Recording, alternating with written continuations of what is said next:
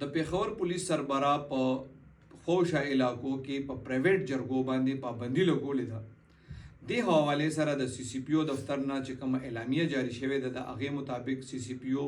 اس اس پی اپریشن ټول اس پیز او ټول اس ایچ او ته هدایت کړې دي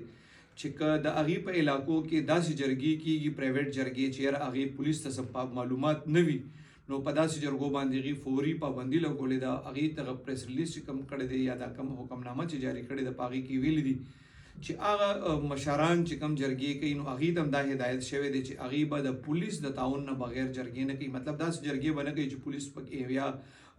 انوال نه وي او یا پولیس ته معلومات نه وي نو هغه مؤسسینو ته ویل دي چې هغه هم جرګې نه کوي. د پولیس حکام وینا دا چې کفرز کو دینه پسم دغه چې پرایویټ جرګې او کې او پولیس ته پته ولګي د هغه خلاف په سخت کاروایی کیږي. د پولیس حکام